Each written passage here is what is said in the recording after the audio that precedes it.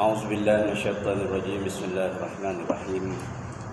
أصبحنا على فطرة الإسلام وكلمة الإخلاص وعلى دين نبينا محمد صلى الله عليه وسلم وعلى ملة أبينا إبراهيم حنيفا وما كان من المشركين.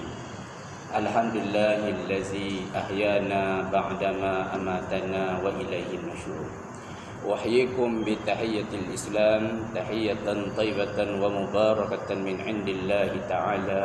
السلام عليكم ورحمة الله وبركاته.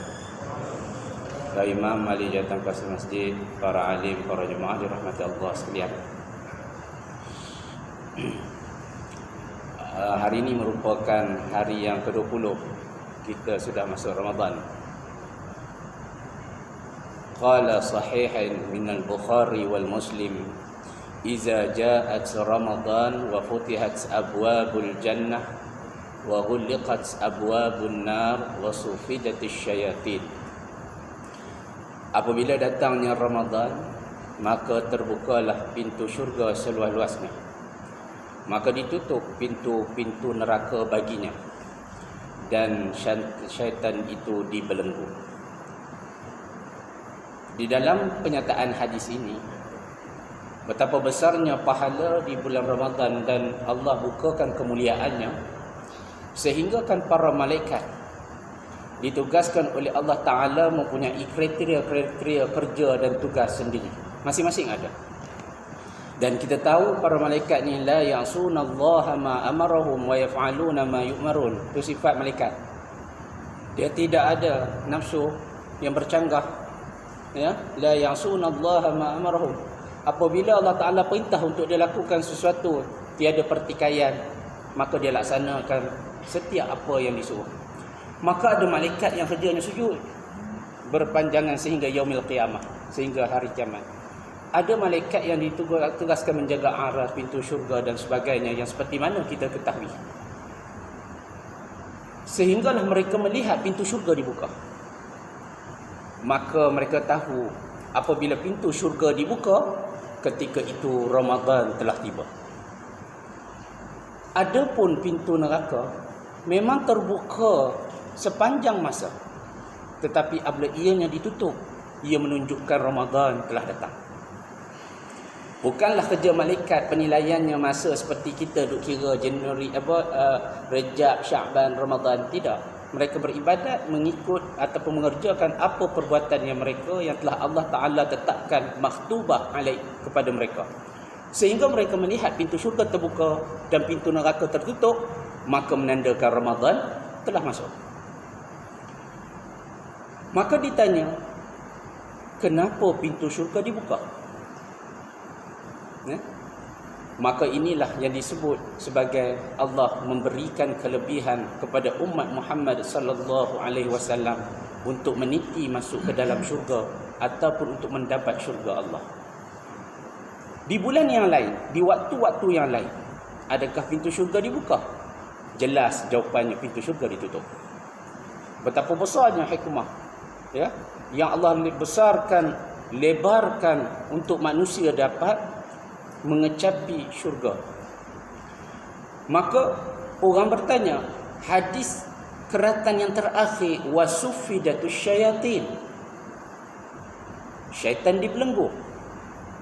Ya, baru ni dimantin, tak tahu semalam apa, kawan saya kau, 2 buah rumah kena pecah masuk guna ilmu hitam, katanya. Wallah ta'ala alam. Syaitan tak kena belenggu ke? Ya. Al-Qadhi Al-Iyad telah menghuraikan hadis ini, menyebut bahawa dia kinayah majazi. Yang dikatakan syaitan dibelenggu itu ialah kerana dengan kerja buat baik manusia itu banyak, menyebabkan tugasan syaitan tadi terganggu. Bukan syaitan tak ada, ada bersepah yang tak berpuasa tu bersepah, kan? Yang tak puasa, yang menipu puasa, yang berpuasa tak semayang, ya? Dengan adanya Ramadan, Allah Ta'ala telah membuka satu penafian kepada manusia yang selama ni kata tak boleh semayang berjamaah ke masjid. Bila Ramadan datang, boleh salat. Di mana kita kata tak boleh bangun malam, kita boleh bangun bersahur. Ya. Dikala orang tak boleh datang sembahyang subuh, kita boleh datang ketika bulan Ramadan. Kerana Ramadan telah menjelaskan bahawa pembuktian kita boleh bangun sembahyang malam, kita boleh bersedekah, kita boleh banyak perkara kita boleh buat. Tetapi sayang, pada selepas bulan Ramadan, amalan-amalan ini terhenti.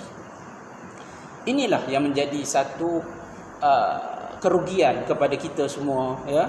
Kerana kita hanya melihat hanya Ramadan sahaja untuk kita penuhkan ibadah, tetapi pada bulan yang seterusnya kita tinggalkan balik amalan kita. Sedangkan sembahyang malam selepas Isyak kita boleh buat 10, sini 20 rakaat. Kalau di Perak dah keluar dah, mesti buat 20. Orang tanya, Ustaz, kalau 2 rakaat kira tarawih tak? Ya? Dia yang tak kira tarawih tu yang tak buat. Tu tak tarawih. Tuan-tuan buat 2 ke, buat 4 ke, buat 8 ke, buat 20 ke, buat 36, dipersilakan. Sebab setiap rakaat tu diniatkan tarawih. Ya? Jadi buatlah berapa banyak yang kita buat, mampu buat, dan jangan tak buat. Yang salah dia tak buat, ya? Silap, bukan salah sebab dia benda sunat. Silap kerana kita meninggal kelebihan-kelebihan yang ada di bulan Ramadan. Apabila disebut tentang tarawih, ramai orang bekerja untuk tarawih. Betul, kita nak dapatkan salat jamaah dan sebagainya. Tapi sebenarnya yang kita nak kejar ialah kekuatan sembahyang fardu itu sendiri. Latihan sembahyang fardu yang boleh kita amalkan pada bulan-bulan yang akan datang. Ya? Apabila berakhirnya Ramadan, maka sepilah seluruh masjid-masjid, surau-surau dan sebagainya. Ya? Maka bila datang Ramadan juga banyaklah timbul isu-isu. Kadang-kadang ada satu isu sedih kita dengar, orang cuba mengambil kesempatan atas pendapat Imam Syafi'i, di mana mereka tidak memahami keseluruhan konteks yang dijelaskan oleh Al-Imam Syafi'i. Antaranya yang banyak beredar orang viral, isu berkaitan dengan berjima di siang hari di bulan Ramadan. Bagi orang dah kahwin lah. Malam Ramadan tidak ada isu, malam tak isu. Cerita dia siang. Maka ada yang menggunakan kaedah al-iyad. Iyad ni helah, di mana Al-Imam Syafi'i telah menjelaskan dalam technical fiqh. Dia beritahu sekiranya berjima, berbuka puasa kerana berjima, buka puasa tu kerana jima, maka kena kafarah. Puasa kena ganti, still kena ganti, dan kena kafarah. Berbeza dengan satu kelompok orang yang tidak berpuasa dan berjima. Maknanya dia bukan buka puasa dia kerana jima, ya? Dia memang tak puasa, ataupun dia minum air ke apa, lepas tu dia berjima. Berbeza. Imam Syafi'i menjelaskan hukum beza antara orang yang berbuka puasa dengan berjima, maknanya tak ada makan apa, maka dia membatalkan puasa dia dengan jima. Terus jima, tak ada makan, tak ada apa, jima terus. Dengan orang yang memang tak puasa, lepas tu berjima. Maka mereka menggunakan helah ini. Kalau begitu, orang yang nak berjima siang hari, tak nak kena kafarah, maka dia buka puasa dulu, minum dulu, deguk, lepas tu jima, maka dia tak kena kafarah. Yang ni yang salah. Imam Syafi'i tak suruh buat gitu. Dia cerita perbezaan antara buka puasa dengan jima dengan orang yang memang tak puasa berjima. Kita kena memahami dia ada isu akidah di situ. Sekiranya ada sesiapa yang kata, rasa kalau dah tak tahan berbenar, ya, nak jima tu minum air dulu, lepas tu jima, jadi dia tak kena kafarah, sekadar ganti puasa. Tapi kita kena balik dalam Quran disebut term orang yang tak boleh berpuasa ni. Ya, wa in kana maridan au ala safar au ala safarin. Ya, orang yang sakit ni sakit ma'zuratu syar'i lah. Sakit yang memang tak boleh puasa. Sakit yang puasa tidak khitab ke atas dia, tidak menuntut ke atas dia untuk berpuasa. Dia kenalah berbuka puasa. Dan tidak ada kelayakan berpuasa padanya. Kalau dia puasa pun berdosa. Ya, kerana membawa kepada kemusnahan diri dia. Ada kebebasan syarak di situ, keluasan syarak. Yang satu lagi ialah safar, orang yang bermusafir. Sekiranya tak ada isu apa-apa, tiba-tiba buka puasa dengan sengaja, membatalkan puasa dengan sengaja, puasa wajib ni hukumnya haram. Tapi bukan haram biasa ni tuan-tuan. Dia mertakab kabirah, dosa besar. Dengan sengaja, dosa besar. Kenapa? Dia adalah hukum syarak yang telah dijelaskan di dalam Quran. Dan puasa ni rukun apa? Dia berkaitan dengan rukun. Rukun apa? Rukun Islam. Ya. Okey, itu rukun Islam. Kat mana dia main akidah dia? Rosaknya akidah orang yang berbuka puasa dengan sengaja. Dia balik kepada ayat Quran tadi. Ayat Quran itu datang kepada konsep kepatuhan al-imanu billah. Percaya kepada Allah. Dengan al-imanu bil kitab, beriman kepada kita. Tersingkirnya rukun iman dan rukun Islam. Kat mana kita? Lagi besar pada kafarah. Nampak? Jadi hak ni lah berhati-hati. Sebab perasaan rasa tak tahan ni, kerana itulah konsep puasa. Apa tarikh puasa? Imsakun nafsi, tahan diri. Kita faham imsak ni tu yang 10 minit sebelum masuk subuh tu. Kadang-kadang takwim dan jadual. Di sisi mazhab Imam Syafi'i dia letak imsak. Kenapa? Nak berhati-hati. Katakan 10 minit lagi nak masuk subuh, dah berhenti makan lah. Tak ada isu lah. Sebenarnya berhenti betul-betul ialah sebelum masuk subuh. Innal bilalan yu'azzinu bil-lail. Ya? Kulu washrabu. Ya? Dia kata kulu washrabu hatta tasma'u azan Abdullah bin Maktum. Sungguhnya Bilal azan pada waktu malam. Ya? Makan minum. Maksud malam tu ialah sebelum masuk subuh. Kejut orang subuh ni lebih kurang 45 minit dalam tarjih hadis. Dia kata makan minum hatta tasma'u, jika sehinggalah kamu dengar azan nida yang diserukan oleh Abdullah Ummil Maktum. Azan zaman Nabi ada 2 orang.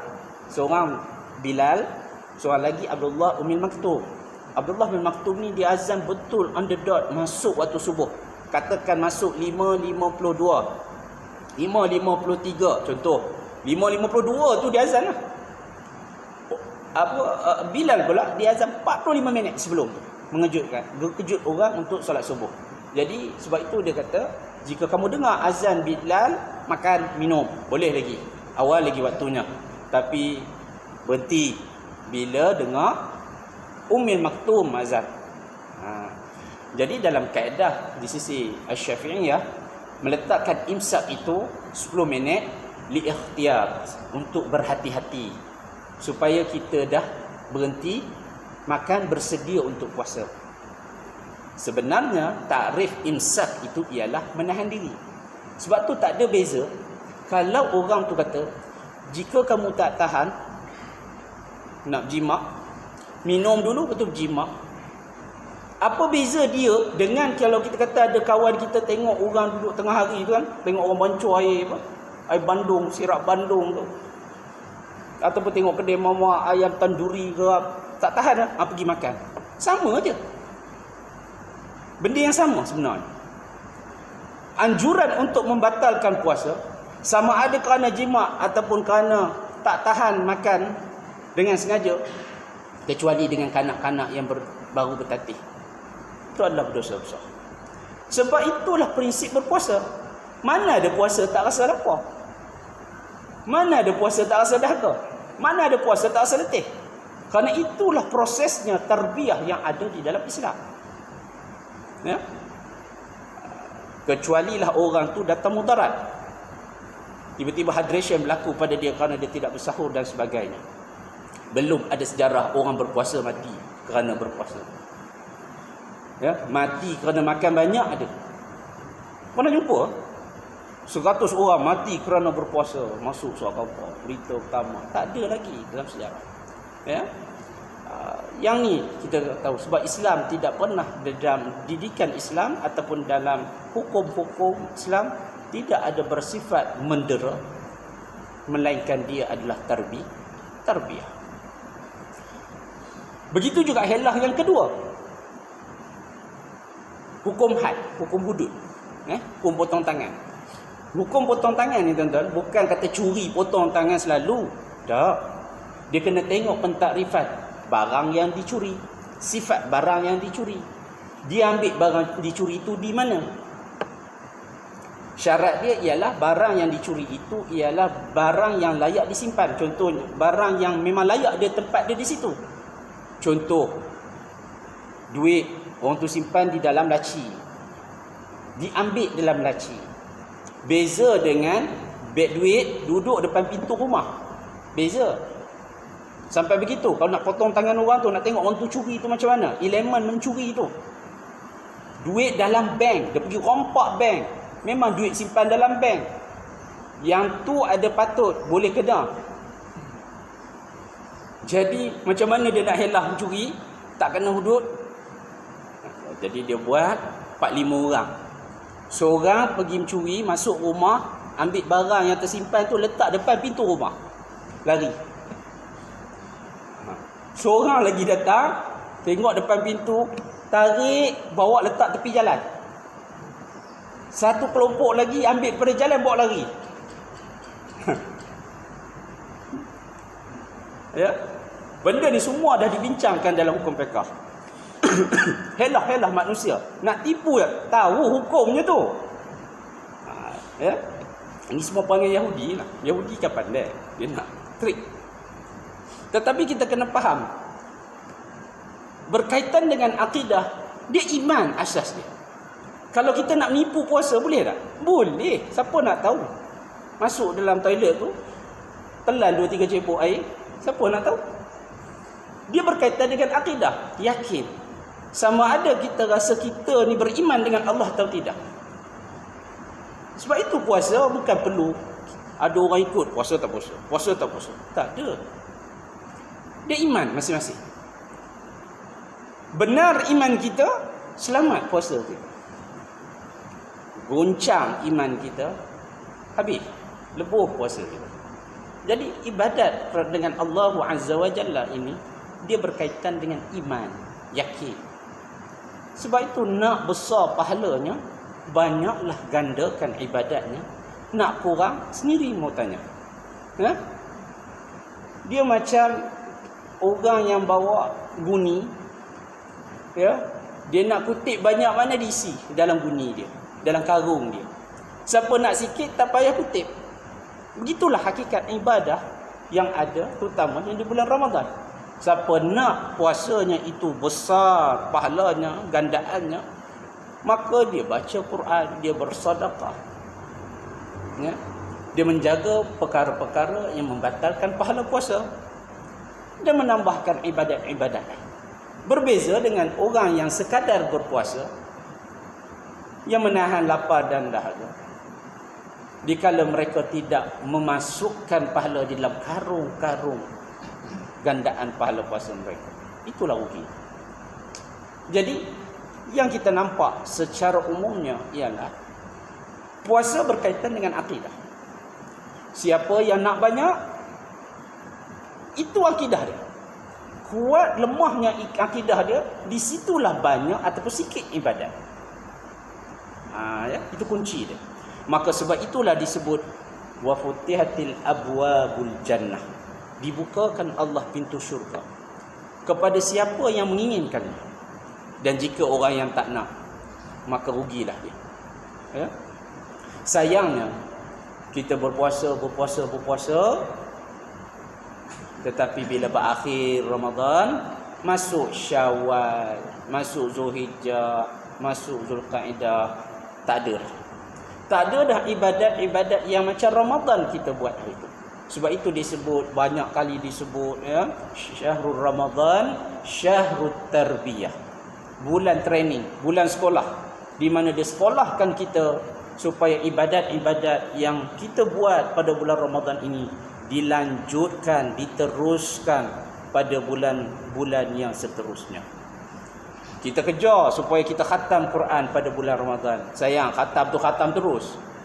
Ramadan tahun depan baru kita buka semula Al-Quran. Khatam bagus tak? Bagus. Tetapi jangan khatam-khatam terus. Ya, terus bacaan dan terus. Bagi orang yang bacaannya lambat dan sebagainya, jangan khawatir, teruskan membaca. Baca. Jangan takutlah, Allah, aku tak habis lagi. Kawan ni dah 30 juzuk. Kami malam 3 Ramadan dah 30 juzuk. Oh, hebat. Tapi habis tutup. Ya. Al-Imam Syafi'i pernah dalam dia kata sampai 60 kali. Satu hari khatam 60 kali. Kita 60 bulan belum tentu lagi gamak ni. Ya? Ya, jadi kita tak mampulah kita macam dia. Tapi sekurang-kurangnya istimrar. Dalam Islam dia ada konsep istimrar. Apa dia? Berterusan. Ya. Satu hari baca selepas solat satu waktu, satu muka, kurang-kurang. Ataupun satu helai. Ataupun satu juzuk. Ya. Tapi terus membaca dan terus membaca sehingga bertemu Ramadan akan datang, digandakan sedikit lagi demi sedikit, kerana bukan untuk orang lain, untuk diri kita. Baik, dalam kita memahami Ramadan, banyak yang menjadi hamba kepada Ramadan. Kenapa menjadi hamba kepada Ramadan? Sebab bila Ramadan baru nak buat baik, bulan lain tidak. Itu sayang. Nak datang masjid, sebab apa? Sebab Ramadan. Banyak orang petikai, kenapa di mall terbuka boleh masuk ramai orang, walaupun ada SOP tengok berasak-asak. Yang di masjid berbagai-bagai SOP, ada kena ikut jumlah dan sebagainya. Selalunya yang duk tikai tu yang tak mari masjid, pada ada ruang je. Orang yang datang masjid dia tak ada isu pun, lantaklah SOP kerajaan bagi mari datang. Ya, kebanyakannya yang saya perasan yang duk tikai ni selalu duk tikai, kenapa masjid tak boleh masuk, kenapa yang ni tak datang masjid pun. Bila masjid open, walaupun dia ikut SOP, dia tak datang pun, duk tikai. Kenapa mall, ya? Dan kita kena faham, ibadat ni dia boleh buat di mana-mana. Ibadat, okay? Kat mall tu ada jual barang. Kalau tak bergerak ke sana, tak ada dah dapat barang. Ibadat ni boleh buat. Di rumah boleh buat. Ya? Sehingga ada pendapat, ya, yang menyatakan jika masjid tak ada, dia boleh meletakkan bahawa di dalam atas jadahnya itu adalah ruang masjid baginya. Kat rumah dia boleh. Sehingga tak boleh pergi masjid. Ada kaedah yang membenarkan keadaan itu. Tetapi dia kena, selagi mana dia tak tutup jadah dia, itulah masjid dia. Jika ada kekangan, ya, ada dalam fiqh Syafi'i ada benda tu macam itu. Tapi bagi yang salah guna lagi, dia macam-macam lah. Mula tak mari sembahyang Jumaat, tak apa, ada sejadah aku ni kira sini je lah. Dia kita kena tahu bila ada kekangan, maka beberapa pendapat untuk kita meneruskan ibadah-ibadah fardu itu boleh dilakukan. Tapi kena jagalah tempat tu. Dia dah kira macam hukum masjid. Ya, baik. Jadi di sinilah kita faham bahawa tempat kita invest kita punya ibadah, sama ada untuk didik diri kita, anak-anak kita, isteri-isteri kita. Ya. Ada orang dia kerap datang ke masjid, dia rajin bersedekah, tetapi dia tak tengok di rumah dia, anak-anaknya, isteri-isterinya dalam keadaan membuka aurat. Ni banyak berlaku ni. Sayang. Jadi sebab tu di dalam Islam mengajar diri kita bukan untuk diri kita sahaja, malah kita tegakkan Islam itu di dalam keluarga kita. Lihat pemakaiannya macam mana. Ya. Sebab ingat sifat bapa, utamanya kita suami, kita bertanggungjawab seluruhnya ke atas anak dan isteri kita. Jangan kita sangka kita dah semayang 5 waktu kita selesai. Belum. Kerana ada lagi tanggungjawab yang perlu kita jawab di hadapan Allah Azza wa Jalla. Kullukum ra'in wa kullukum mas'ulin ar ra'iyatih. Setiap kamu ada tanggungjawab dan kamu akan dipersoalkan di atas apa yang telah dipertanggungjawabkan ke atas kamu. Kita akan disoal oleh Allah Azza wa Jalla bila mana kita menghadap.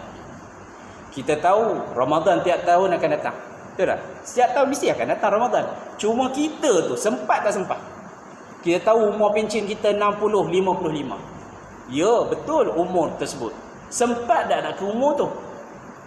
Kalau nak tunggu pencen, nak tunggu lapang baru datang masjid, memang takkan lapang. Ya. Simpan duit nak pergi haji. Cuba tuan-tuan tengok ada seorang hamba Allah. Dia sebelum tu dia tak simpan duit nak pergi haji. Lepas tu dia simpan duit. Dia kata dengan dia simpan dan tak simpan, tak ada perubahan apa-apa pun. Kod dia tak makan nasi ke, jadi bankrupt ke, tak pun. Kehidupan sama je. Akhirnya dapat pergi. Ya, gitu juga. Kita kena usaha. Sebab dalam agama ni, kalau betul dengan semangat, dengan yakin, insya-Allah semuanya boleh berlaku. Boleh berlaku. Bayar zakat. Ada orang sampai hari ni tak bayar zakat. Sebab apa? Takut miskin. Takut apa? Belum ada dalam sejarah siapa keluar zakat apa ke dana. Ni pengalaman. Saya pernah tolong kira seorang hamba Allah ni, dia berniaga. Cerita 8 tahun dulu. Dia minta saya tolong kira. Dia kata, Ustaz tolong kira sekejap saya punya pendapatan. Dia baru tergerak. Sebelum ni dia tak bayar zakat. Lagipun dia perniagaan dia tak besar. Biasa-biasa je. Dapat pendapatan dia melebihi nisab. Saya pun tolong kira. Kira-kira zakat dia kena 11,000 tahun tu. Dia kata 11,000 je. Okey. Dia pun pergi pusat zakat, pergi bayar. Alhamdulillah. Tahun kedua, dia minta tolong kira.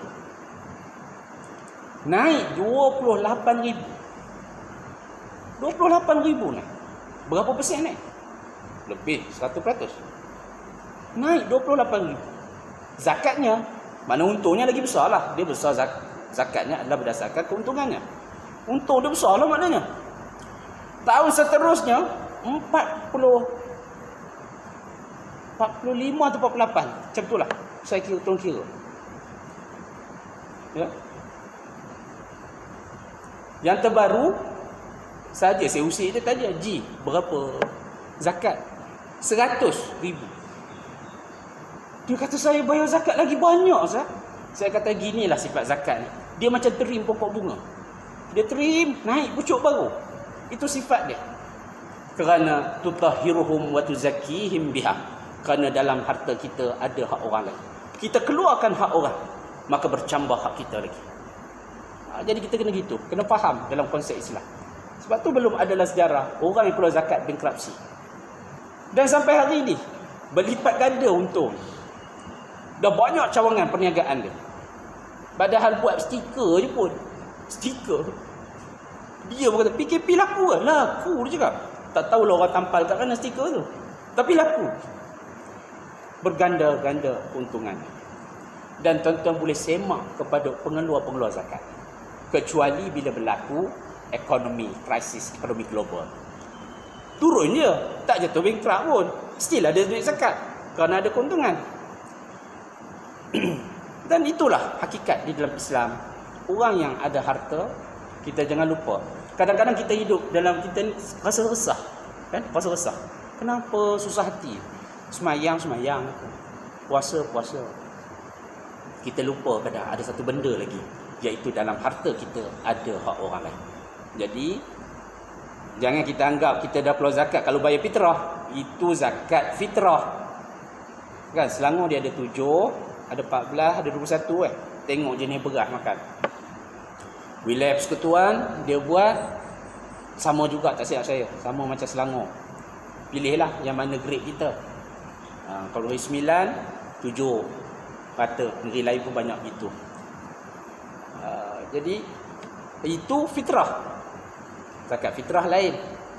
Ni zakat pendapatan kita, zakat harta kita. Kena tengok. Berkaitan juga dengan perempuan yang banyak emas. Tuan-tuan tengok kaedah Negeri Selangor macam mana dia mentaksirkan zakat emas, perhiasan ni. Ya. Dia ada kaedah berapa jumlah yang dipakai, ditolak dan sebagainya. Ada kaedah dia. Baik. Jadi di sinilah di dalam kita mempertahankan ibadah kita supaya menjadi lebih baik. Bukan sekadar kita melihat kepada puasanya sahaja. Kita kena lihat dari segi bagaimana kehidupan sosial kita, hubungan kita dengan jiran kita, hubungan kita dengan sahabat-sahabat kita. Perlu juga dinilai. Bukan sekadar puasa itu sendiri. Kena tengok juga dari segi gerak kerja kita. Apakah kerja kita semakin menurun ataupun meningkat. Begitu juga hubungan kita dengan isteri. Adakah semakin berkurangan ataupun bertambah baik. Semuanya perlu dinilai. So kurang-kurangnya dalam Ramadan kita boleh muhasabah mana baik, mana buruk. Sebab kita kena ada value added, nilai tambah. Sebab itu ada Ramadan. Nilai tambah untuk muhasabah diri, untuk diri saya dan tuan-tuan, supaya kita selamat dunia dan akhirat. Bukan selamat diri kita, selamat keluarga kita, selamat masyarakat kita. Ya? Dulu, zaman dulu, orang tak berpuasa, pergi kat mana? Kebun lah. Kalau ada kebun lah. Kalau tak ada kebun, kebun orang. Tepi sungai. Ni dulu ni. Long time ago. Zaman dulu. Game plastik hitam ni. Lepas tu berlaku buka puasa. Rumah-rumah kosong. Semak-semak. Sekarang moden. Ya. Makan dalam kereta sedang bergerak. Saya ada terbaca kajian budak-budak universiti. Banyak. Kan sekarang pintu kereta kan boleh tinted. Tingkap. Jadi dia seorang pandu, 3 orang balun lah. Nasi kandar kat belakang. Nanti tukarlah. Hak tu memang selamat. Setakat ni selamat, takkan ditangkap. Siapa nak tangkap? Kereta tengah bergerak. Satu. Yang kedua, takkanlah kita nak perhati beria sangat kat tingkap kereta orang. Kan? Yang ni banyak jadi zaman sekarang ni. Ya, mungkin PKP kuranglah sikit kot. Ya. Dan trend bagi orang-orang kaya juga, ada juga yang kaya lah, bukan semua. Yang tak ada akidah, yang berakidah ramai. Asal Ramadan holiday luar negara. Sekarang PKP pasalah macam mana nak buat. Ya. Tapi banyak jalan. Maknanya Allah Taala hidangkan Ramadan asasnya akidah. Tapi kalau tak nak puasa, banyak kaedahnya, banyak caranya untuk tak puasa. Food Panda ada. Ya. Tuan-tuan cuba tengok kat drive-thru KFC. Tengah hari itu penuh. Cuba tengok. Kita bersangka baik, barangkali untuk perempuan yang uzur, untuk menjaga Ramadan kita. Kita bersangka baik, mungkin anak-anak kecil yang tidak berpuasa. Ya. Maka kalau kita nak mendidik supaya tak lahir generasi tak berpuasa, kena didik anak-anak kecil ini supaya terus berpuasa. Macam mana nak didik budak puasa? Semua kata tak apa, kita gantikan dia, kita cagarkan dia dengan hadiah. Puasa tahun ni ayah bagi baju, bagi duit. Bukan tak betul, kurang tepat. Kalau kita nak didik anak kita puasa, apa kita kena buat? Kejut sahur. Dia puasa tak puasa bab lain. Kejut sahur dulu. Try yang tu. Dik, bangun sahur. Biarlah dia mamat, biar susah sikit. Mendidik memang begitu. Bangun sahur. Kalau esok pagi, esok pukul 7 dia dah hentam makan tu, biar. Budak kecil lah. Bukan umur 40. 40 memang nak kena pelangkung. Ya? Bangun sahur dulu. Bagi dia makan. Dia tak mau pun kita buatlah apa yang dia suka, susu ke apa. Bagi dia makan sedikit. Lepas tu apa? Semayang subuh sama. Cuba test teori ni. InsyaAllah. Sikit lama kelamaan dia lekat untuk berpuasa. Sahur tu.